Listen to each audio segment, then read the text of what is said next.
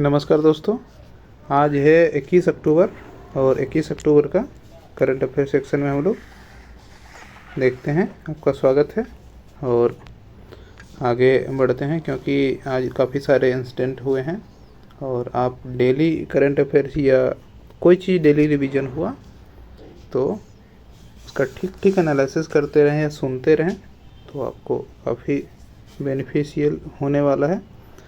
तो पहला क्वेश्चन हम लोग देख लेते हैं कि पहला क्वेश्चन है किस राज्य सरकार ने अवैध रूप से रह रहे विदेशी लोगों के पहचान के लिए एक उच्च स्तरीय पैनल का गठन किया है।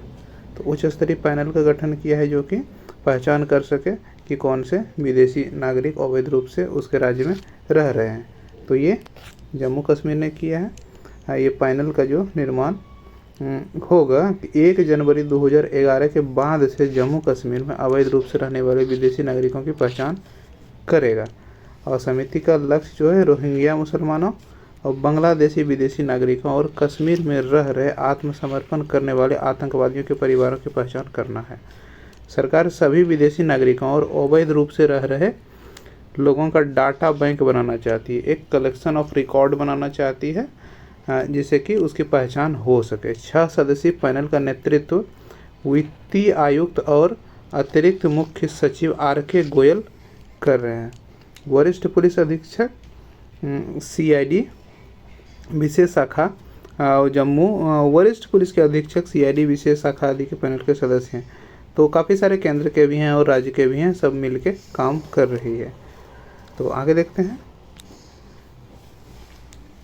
इस पैनल में जम्मू कश्मीर में लापता विदेशियों की मासिक रिपोर्ट तैयार करेगा कि कौन कौन से मतलब वहाँ से हट गए हैं या तो किसी की मृत्यु हो गई है। इसे हर महीने 7 तारीख तक गृह मंत्रालय को सौंपेगा। अप्रैल 2022 में जम्मू कश्मीर और लद्दाख उच्च न्यायालय ने राज्य सरकार को जम्मू कश्मीर में म्यांमार, बांग्लादेश के सभी अवैध अप्रवासियों की पहचान करने का निर्देश दिया था। तो इसका भी एक मान सकते हैं कि असर है। अगला जो क्वेश्चन है कि विश्व ऑस्टियोपोरोसिस दिवस या तो ये और विश्व सांख्यिकी दिवस ये मनाया जाता है 20 अक्टूबर को। तो हम लोग देख लेते हैं कि अक्टूबर में कौन कौन से दिवस मनाए जा रहे हैं। तो 1 अक्टूबर को विश्व शाकाहारी दिवस या वृद्धजन दिवस, 2 अक्टूबर को अंतर्राष्ट्रीय अहिंसा दिवस जो कि महात्मा गांधी का जन्मदिन है और 3 अक्टूबर को विश्व प्रकृति दिवस मनाया जाता है। 4 अक्टूबर को विश्व पशु कल्याण दिवस, 5 अक्टूबर को विश्व शिक्षक दिवस, 6 अक्टूबर को विश्व मेरेबली पालसी दिवस, 7 अक्टूबर को विश्व कपास दिवस, 8 अक्टूबर को भारतीय वायुसेना दिवस और थल सेना 15 जनवरी को, 9 अक्टूबर को विश्व डाक दिवस, 10 अक्टूबर को विश्व मानसिक स्वास्थ्य दिवस और उसके बाद 11 अक्टूबर को अंतर्राष्ट्रीय बालिका दिवस 11 अक्टूबर को और विश्व बाल चिकित्सा दिवस जो है 16 अक्टूबर को मनाया जाता है। तो 12 अक्टूबर को देख लेते हैं विश्व दृष्टि दिवस, 13 अक्टूबर को आपदा जोखिम न्यूनीकरण के लिए अंतर्राष्ट्रीय दिवस, 14 अक्टूबर को विश्व प्रवासी पक्षी दिवस, 15 अक्टूबर को छात्र दिवस, 16 अक्टूबर को विश्व खाद्य दिवस और यहाँ 16 नहीं, ये 17 होगा। 17 अक्टूबर को अंतर्राष्ट्रीय गरीबी उन्मूलन दिवस मनाया जाता है और ये 19 होगा। 19 अक्टूबर को विश्व बाल चिकित्सा और हड्डी जोड़ दिवस मनाया जाता है। तो आगे देखते हैं। हाल ही में श्रमिकों के लिए न्यूनतम मजदूरी सुनिश्चित करने के लिए कदम उठाने वाला पहला राज्य कौन सा है? जो कि असंगठित मजदूर हैं, असंगठित के लिए भी श्रम कार्ड भी बनना शुरू हुआ था। तो ये झारखंड ने एक इनिशिएटिव की शुरुआत की है। झारखंड में देख लेते हैं और क्या है, ये हेल्प कार्यक्रम शुरू किया गया। झारखंड में कारमा पूजा हाल ही में त्यौहार मनाया जाता है। कारमा पूजा का झारखंड के कैबिनेट ने ट्रांसजेंडर समुदाय जो हम आप देखते हैं कि ट्रेंड में कुछ पैसे मांगते हुए पाए जाते हैं के लिए, ट्रांसजेंडर समुदाय के लिए पेंशन की व्यवस्था और OBC में उसका दर्जा की मंजूरी दी है वहाँ के कैबिनेट ने। झारखंड के मुख्यमंत्री जो हेमंत सोरेन ने उन्होंने आबुआ आवास योजना की शुरुआत की। अडानी समूह ने गोड्डा में पहली अंतर्राष्ट्रीय बिजली परियोजना शुरू की है जो कि बिजली देगी किसको? बांग्लादेश को। तो आगे देखते हैं अगला क्वेश्चन जो है, हाल ही में जस्टिस सिद्धार्थ मृदल किस राज्य के हाई कोर्ट के मुख्य न्यायाधीश बने हैं? तो ये मणिपुर के बने हैं, क्योंकि मणिपुर में जो कार्यवाहक हाई कोर्ट के न्यायाधीश थे उनके ही निर्णय पे इतना सारा विवाद हुआ था। तो अभी अस्थायी रूप से सिद्धार्थ मृदल आ गए हैं। तो देखते हैं इसमें और क्या है। मणिपुर में खोंगजोंग दिवस मनाया जाता है। मणिपुर के मुख्यमंत्री जो है एन बीरेन सिंह हून बर्डी सांस्कृतिक उत्सव का उद्घाटन किया। मणिपुर के राज्यपाल ने प्राकृतिक खेती पर अंतर्राष्ट्रीय सम्मेलन का उद्घाटन किया। 5 दिवसीय यासांग उत्सव मणिपुर में मनाया गया। केंद्रीय गृह मंत्री अमित शाह ने 120 फीट ऊंची पोलो प्रतियां का उद्घाटन मणिपुर में किया। प्रतियोगिता होगा। मणिपुर में गान नगाई उत्सव मनाया गया। आगे देखते हैं 5वां क्वेश्चन, हाल ही में किस देश के पूर्व राष्ट्रपति मार्टी अहतिसारी का निधन हुआ? तो ये फिनलैंड के पूर्व राष्ट्रपति थे। आगे देखते हैं हाल ही में किसे संयुक्त राष्ट्र का अस्थायी प्रतिनिधि नियुक्त किया गया है? तो ये है अरिंदम बागची। ये अभी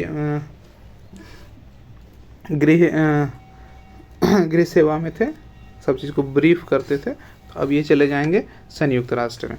साउथ इंडियन बैंक ने जीजे कुरियन को अपना नया चेयरमैन नियुक्त किया है। AMFI के नए चेयरमैन नवनीत मुनोत बने हैं। भेल के निदेशक के रूप में वानी वर्मा को नियुक्त किया गया है।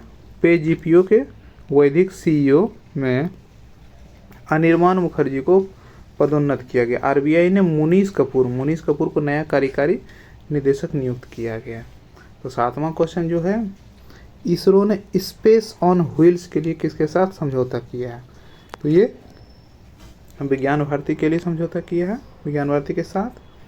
अगला जो क्वेश्चन है, हाल ही में प्रधानमंत्री नरेंद्र मोदी ने कहाँ ग्लोबल मेरीटाइम इंडिया समिट 2023 का उद्घाटन किया? तो ये मुंबई में किया गया है।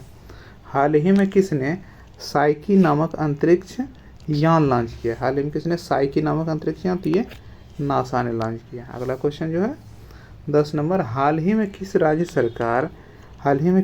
सरकार ने राज्य को नशा मुक्त बनाने के लिए मिशन होप इनिशिएटिव की शुरुआत की है? तो ये पंजाब में ड्रग्स की समस्या काफ़ी ज़्यादा है, जो कि अभी तक तो समाप्त होने का नाम नहीं ले रही है। पता नहीं क्यों, क्योंकि कनाडा से उसमें वो अवैध रूप से आते हैं पाकिस्तान होके। तो ऑस्ट्रेलिया अपने संविधान, अगला जो पॉइंट इसमें है, ऑस्ट्रेलिया अपने संविधान में देश के मूल निवासियों को मान्यता देने के लिए जनमत संग्रह कराने जा रहा है। जो कल भी मैंने बताया था कि वहाँ काफ़ी ज़्यादा विरोध हो रहा है। वहाँ की सरकार वहाँ के मूल निवासियों को मान्यता देने के लिए तैयार नहीं है। तो काफ़ी ज़्यादा इस बार विद्रोह हुआ, तो उसके लिए जनमत संग्रह होगा, वोटिंग होगा एक तरह से, कितने लोग पक्ष में कितने लोग विरोध में हैं, तो उसके अनुसार फिर डिसीजन लिया जाएगा।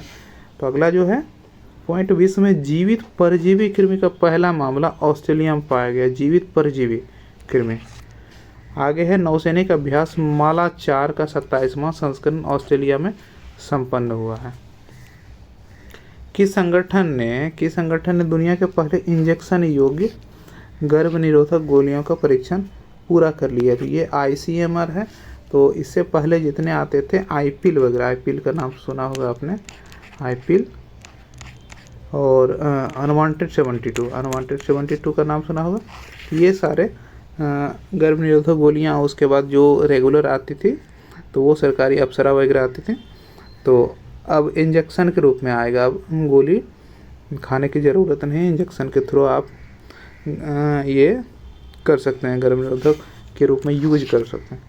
तो अभी तो मार्केट में आया नहीं है, लेकिन अभी परीक्षण पूरा हुआ है, जल्दी हो सकता है इस पर कुछ कोई कंपनी काम करे, कोई कंपनी काम करके मार्केट में अपना प्रोडक्ट निकाले। तो मिलते हैं कल, और इसका PDF आपको टेलीग्राम में मिल जाएगा। तो तब तक के लिए धन्यवाद।